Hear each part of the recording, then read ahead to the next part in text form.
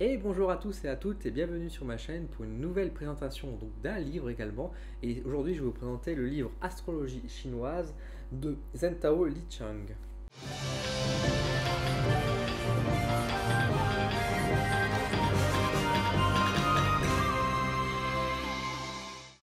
Alors avant de commencer, vous présenter directement en vidéo approfondie le livre, je souhaite remercier les éditions Pussière pour m'avoir envoyé ce livre de Zhentao Lichang sur l'astrologie chinoise.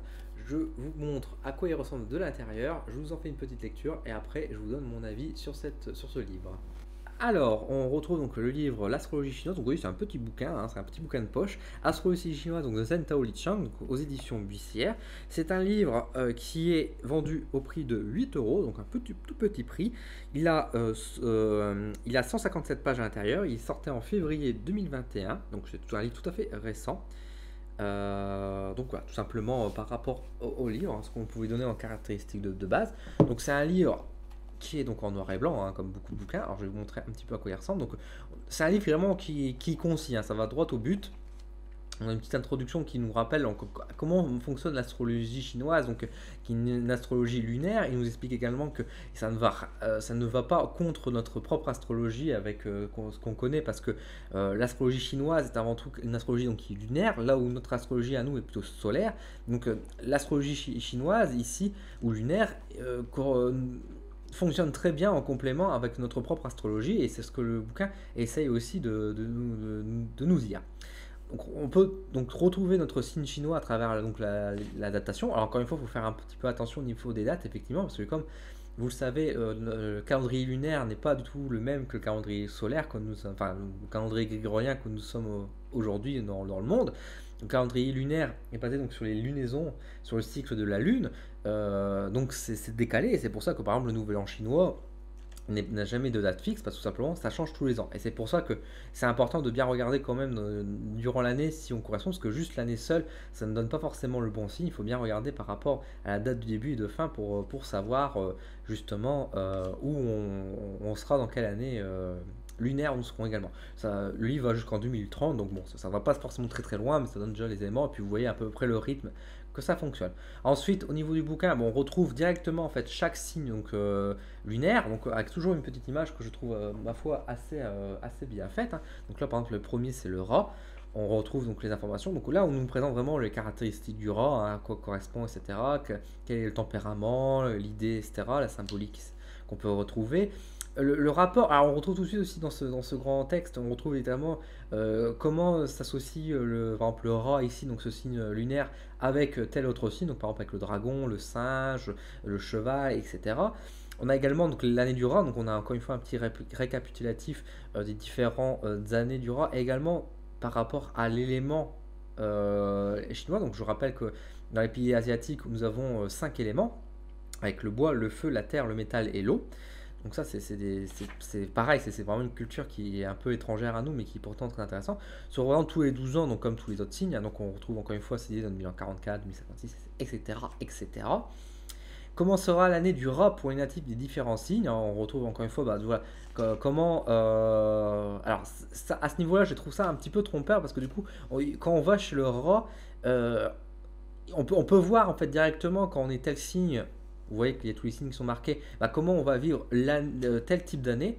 J'aurais aimé peut-être que ce soit l'inverse, ça aurait semblé peut-être plus logique en fait, que par exemple comment le rat vit telle année, telle année, telle année, parce que là en fait il faut le prendre à l'envers, il faut le prendre en mode, bah voilà, comment je vivrai l'année du rat si je suis tel signe, et pas non, alors quand je suis rat, comment ça se passe sous le signe du dragon par exemple. Donc c'est vrai qu'il faut faire attention de pas trop se tromper si vous êtes né sous le signe du rat et qu'en plus vous êtes. Donc là, on associe directement avec notre signe solaire, donc ça c'est intéressant de voir.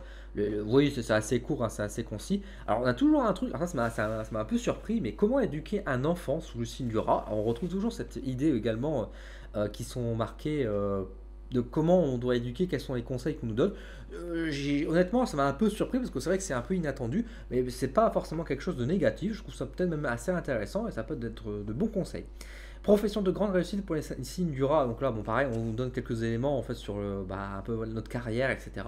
Bon, on écoute ou pas, hein, encore une fois, à ce niveau-là, c'est pas parce qu'on n'est pas dans ce signe-là qu'on est, qu'on n'est pas dans ces boulots-là qu'on est raté, hein, mais ça passe des bonnes indications également. Donc voilà, pareil, on retrouve donc les illustrations, donc le buffle, etc. Le tigre, le chat. Bon, je vais vous montrer quand même les chats, hein, ce serait quand même dommage pour montrer les chats. Voilà, le petit minou. On retrouve le dragon, hein, les tout-puissants dragons, hein, dragon chinois d'ailleurs, hein, le serpent, etc., etc. Et puis à la fin, on retrouve une petite conclusion qui, ma foi, voilà, un petit épilogue qui est juste voilà, très très court, vous voyez, qui nous fait un bref rappel. Et à la fin, on a la table des matières pour retrouver rapidement tous les différents signes. Vous voyez que c'est quand même très, c'est très direct, hein. On voit que directement. Donc la table des matières est en fin de livre, comme tous les livres qui sont imprimés en France. Voilà, où on retrouve les différents signes. Donc ça nous permet d'aller droit au but, hein. On perd pas de temps directement. Voilà.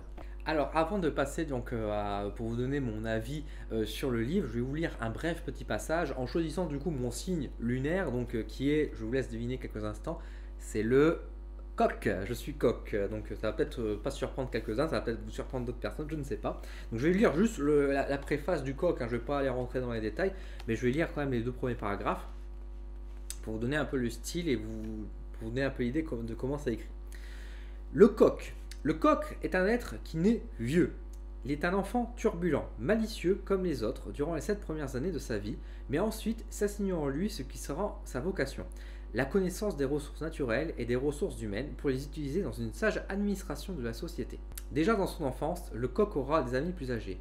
Il se désintéresse des jeux infantiles, leur préférant la lecture, la méditation, l'observation de la nature.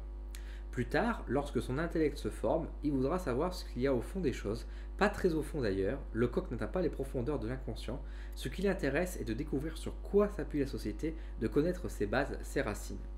Le coq naissant au sein d'une famille fortunée fera de hautes études, juridiques avant tout, avec formation économique et sociologique, ce qui ne sera pas facile car il assimile avec une certaine difficulté, mais sa grande ténacité lui fait vaincre les obstacles. Le coq issu d'une famille pauvre possède les mêmes dispositions mentales et si ses études ne sont pas aussi orthodoxes qu'il le souhaiterait, il finira par décrocher son bac au cours du soir pour ensuite s'initier au mystère de la bureaucratie. Voilà un peu l'idée de comment c'est écrit. Alors vous voyez que dans la façon que donc c'est écrit, dans la façon des trucs, c'est parfois un peu brut, je trouve. C'est parfois un peu. On parle de l'enfant il sera comme ça, il fera ça. Alors encore une fois, il faut le prendre avec des guillemets, j'ai envie de dire, il faut le prendre avec un certain recul.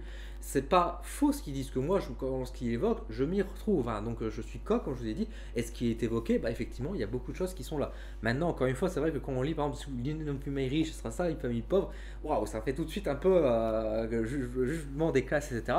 Ça fait peur. Mais encore une fois, faut pas le prendre comme ça, il faut le prendre comme un outil vraiment d'information en fait, hein. C'est pas un outil de lecture pour nous caresser dans le sens du poil, mais encore une fois pour nous donner des éléments assez droits, assez justes en fait, sans être dans une, on va dire, une plateforme, enfin comment dire, ne pas être trop dans le loufoque non plus, hein, parce que parfois c'est vrai que dans l'astrologie par exemple solaire, on peut aller parfois très très loin, on peut aller dans l'analyse et la suranalyse et les suranalyses. Là, ce livre-là, c'est pas du tout ça. Là, ce but de ce livre, c'est vraiment nous présenter les différents signes, donner les caractéristiques, être assez concis et aller droit au but. Et je trouve qu'à ce niveau-là, encore une fois, ça fait son affaire, hein, il réussit son pari.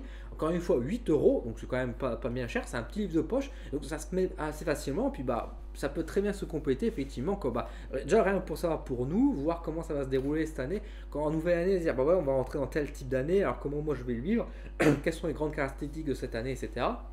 Ça peut être aussi un bon complément et surtout de nous élargir un peu l'horizon que de rester toujours sur une astrologie, on va dire connue, solaire, qui est connue sans être connue parce que ça reste toujours une part de mystère, on découvre toujours plein de choses dans l'astrologie classique, j'ai envie de dire. Mais du coup, c'est vrai que de l'associer avec de l'astrologie chinoise, je trouve ça très intéressant parce que du coup, ça nous permet effectivement d'aller encore plus loin dans la quête de l'individu, j'ai envie de dire, dans la connaissance de soi. Et donc, ça nous permet encore une fois, pour un petit prix, pour un premier pas dans l'astrologie chinoise, d'avoir déjà des petites bases. Donc c'est ma foi assez intéressant, c'est un livre qui en plus je trouve qu'il est plutôt bien illustré, il est quand même assez avec les petits dessins etc. et assez propre, assez bien formé, donc c'est une lecture tout à fait simple et agréable. Un bon petit livre donc qui peut faire la joie de certaines personnes qui sont intéressées par l'astrologie, qui voudraient peut-être découvrir un peu plus l'astrologie chinoise, ou même toute personne qui s'intéresse de manière générale à la spiritualité, qui voudrait découvrir son petit signe. Donc voilà pour ça. Donc encore une fois, je remercie les éditions Bissière pour m'avoir envoyé ce livre. N'hésitez pas également, si ce livre vous intéresse j'ai le petit lien qui est dans ma barre de description pour le commander si vous le souhaitez, donc n'hésitez pas si vous souhaitez me soutenir. Je vous remercie en tout cas d'avoir regardé ma vidéo. N'hésitez pas à me laisser en commentaire aussi votre avis sur cette vidéo, sur ce livre, est-ce que ça vous plaît, est-ce qu'il vous attire ou pas. N'hésitez pas également à me dire si vous connaissez votre signe chinois, n'hésitez pas à me le dire également, on peut faire un petit jeu là-dessus. Merci à vous et je vous donne rendez-vous donc très bientôt sur ma chaîne pour de nouvelles vidéos. À bientôt.